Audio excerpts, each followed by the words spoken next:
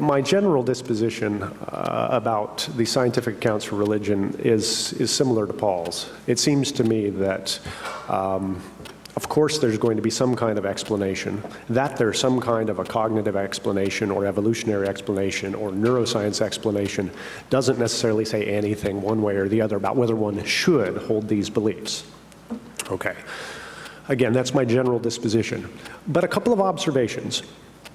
It's often assumed that if you do have a scientific explanation of something, then it must be suspect.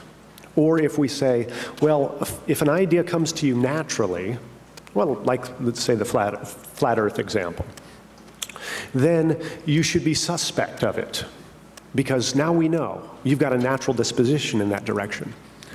And it seems to me that's just wrong-headed, okay? And for at least a couple of reasons. One of those is, at least usually when we do philosophy, when we're thinking about things in the Western tradition, when we have an intuition about something, or a percept, right? We receive some kind of belief sort of automatically by the deliverance of our cognitive faculties having to do with perception or having to do with memory.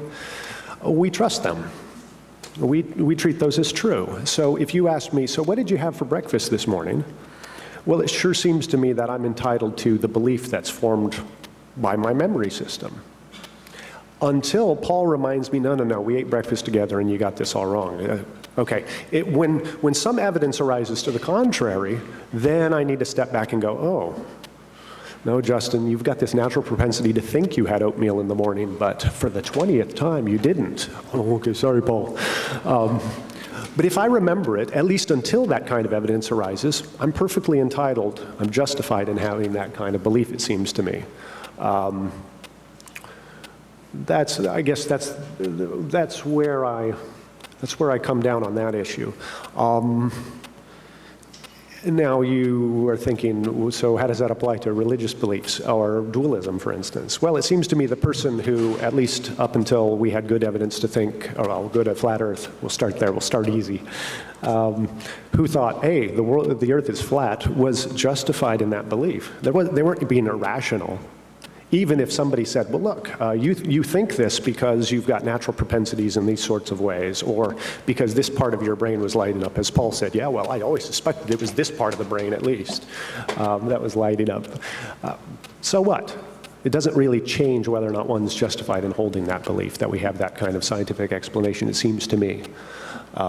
Rather, I'm in the sort of, it's innocent until proven guilty kind of camp. So the dualist, until they start seeing some of these impressive findings from neuroscience, for instance, that might challenge that kind of dualism, they're okay on epistemic grounds to go ahead and hold their dualism, it seems to me. Once they start getting good reasons to chuck that idea out, then maybe they're not. But did you want to... Paul, how would you respond?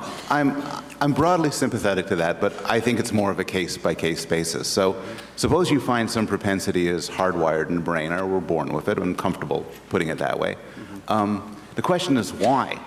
And our best theory for why things get in the brain and why people are born with things is the theory of natural selection, is evolution.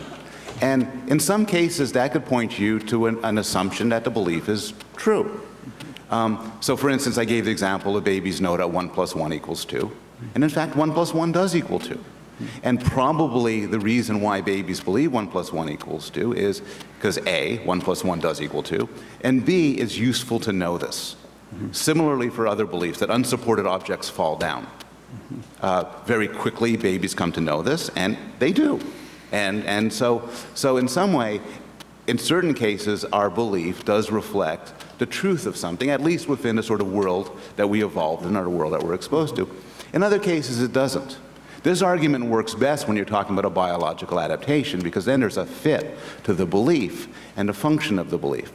For things that are sort of accidents, as I would view dualism, the fit isn't there.